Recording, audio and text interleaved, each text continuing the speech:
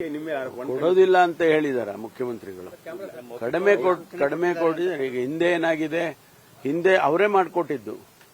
ಹಿಂದಿನ ಸರ್ಕಾರದಲ್ಲಿ ಶಾಸಕರು, ಆಡಳಿತ ಪಕ್ಷದ ಶಾಸಕರಿಗೆ ಒಂದು ಮತ್ತು ವಿರೋಧ ಪಕ್ಷದ ಶಾಸಕರಿಗೆ ಒಂದು ಮಾಡಿದ್ರು ಅವರು.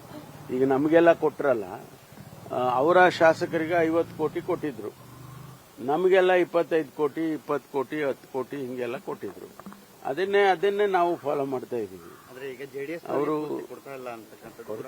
ಪೂರ್ತಿ ಕೊಡೋದಿಲ್ಲ ಅಂತ ಏನು ಹೇಳಿಲ್ಲ, ಯಾರು ಕೂಡ ಹೇಳಿದಾರ.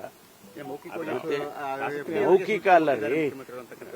ಈಗ ಹಣ ಅಲ್ಲಿ ಡೆವಲಪ್ಮೆಂಟ್ಸ್ ನೋಡಿಕೊಂಡು ಕೊಡ್ತಾರೆ.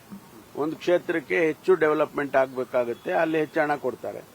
ಒಂದು ಕ್ಷೇತ್ರದಲ್ಲಿ ಡೆವಲಪ್ಮೆಂಟ್ ಆಗಿರುತ್ತೆ ಅಂದ್ರೆ ಕಂಪ್ಯಾರಿಟಿವ್ಲಿ, ಆಗ ಕಡಿಮೆ ಕೊಡ್ತಾರೆ. ಅದೇ ಮಾನದಂಡ ಹಿಂಗೆ ಮಾಡ್ಕೊಂಡು ಹೋಗೋದಷ್ಟೇ. ರಿವೆಂಜ್ ಮಾಡಲ್ಲ. ರಿವೆಂಜ್ ನಾವು ಮಾಡಿವಿಲ್ಲ, ಮಾಡೋದು ಇಲ್ಲ.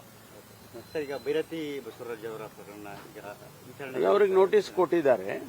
ನೋಟಿಸ್ ಕೊಟ್ಟು ಅವರಿಗೆ ಅವರ ಸ್ಟೇಟ್ಮೆಂಟ್ ಅನ್ನ ರೆಕಾರ್ಡ್ ಮಾಡ್ಕೊಳ್ತಾರೆ.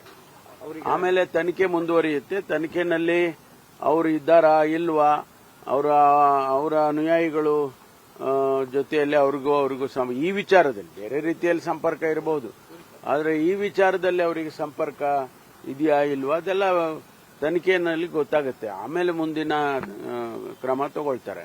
ಬಿಜೆಪಿ ನಾಯಕರೆಲ್ಲರೂ ಕೂಡ ಇದು ರಾಜಕೀಯ ಪ್ರೇರಿತ ಅಂತ ಹೇಳ್ಬಿಟ್ಟು ಸರ್ಕಾರದ ಮುಗಿ ಬೆಳೆಸಿದ್ದಾರೆ. ರಾಜಕೀಯ ಪ್ರೇರಿತ ಆಗಿದ್ದಿದ್ರೆ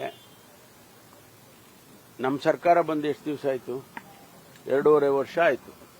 2.5 ವರ್ಷ ಆಗ್ತಾ ಇದೆ. ಈ 2.5 ವರ್ಷದಲ್ಲಿ ರಾಜಕೀಯ ಪ್ರೇರಿತಗಳು ಎಷ್ಟಾಗಿದ್ದಾವೆ? ಯಾವುದು ಹೇಳಬೇಕಾದ್ರೆ ಹಾಗಾದ್ರೆ ಬಸವರಾಜ್ ಅವ್ರ ಬಗ್ಗೆ ಯಾವ ರಾಜಕೀಯ ಮಾಡಕ್ ಹೊರಟಿದ್ದಾರೆ? ಅದೆಲ್ಲ ಕಾನೂನಿನಲ್ಲಿ. ಈಗ ಅವರು ಯಾರೋ ಕಂಪ್ಲೇಂಟ್ ಕೊಟ್ಟವರು ಇವ್ರ ಹೆಸರು ಹೇಳದೇ ಇದ್ರೆ ಇವ್ರ ಹೆಸರೇ ಬರ್ತಾ ಇದ್ದಿಲ್ಲ.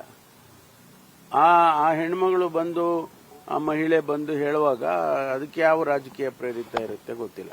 ಸರ್, ಮತ್ತೊಂದು ವಿಚಾರ ರಾಷ್ಟ್ರವ್ಯಾಪಿ ಚರ್ಚೆ ಆಗ್ತಿದೆ. ಧರ್ಮಸ್ಥಳ ಪ್ರಕರಣಕ್ಕೆ ಸಂಬಂಧಪಟ್ಟಂತೆ ಎಸ್ಐಟಿ ತನಿಖೆ ಮಾಡಬೇಕು ಅಂತ ಹೇಳಿ ಕೆಲವು ವಕೀಲರ ತಂಡಗಳು ಕೂಡ ಭೇಟಿಯಾಗಿ ಮುಖ್ಯಮಂತ್ರಿಗಳು ಮನವಿಯನ್ನು ಕೊಟ್ಟಿರ್ತಕ್ಕಂಥದ್ದು. ಜೊತೆಗೆ ಪ್ರಕರಣ ಸರಿಯಾದ ದಿಕ್ಕಲ್ಲಿ ನಡೀತಾ ಇಲ್ಲ, ಒಬ್ಬರ ಇನ್ಸ್ಪೆಕ್ಟರ್ ನೇತೃತ್ವದಲ್ಲಿ ಆಗ್ತಿರ್ತಕ್ಕಂಥ ಸರಿ ಇಲ್ಲ, ಹೀಗಾಗಿ ಎಸ್ಐಟಿ ತನಿಖೆ ಕೊಡಲೇಬೇಕು. ನೋಡಿ, ಪ್ರಿಲಿಮಿನರಿ ಇನ್ವೆಸ್ಟಿಗೇಷನ್ ಪ್ರಾರಂಭ ಆಗಿದೆ.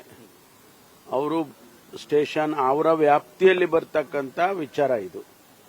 ಅವ್ರು ಕಂಪ್ಲೇಂಟ್ ಕೊಟ್ಟಿದ್ದಾರೆ ಅಂತ ಹೇಳಿ ಅವನು ಹೇಳಿಕೆ ಕೊಟ್ಟಿದ್ದಾನಲ್ಲ ವ್ಯಕ್ತಿ, ಆ ವಿಚಾರದಲ್ಲಿ ತನಿಖೆಯನ್ನ ಮಾಡ್ತಿದ್ದಾರೆ.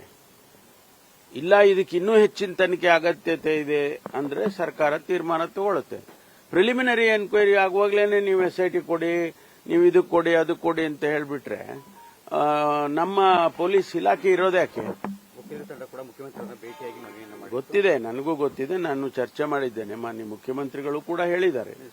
ನಾವು ಅಗತ್ಯಗಳನ್ನ ನೋಡಿಕೊಂಡೇ ನಾವು ತೀರ್ಮಾನ ಮಾಡ್ತೀವಿ.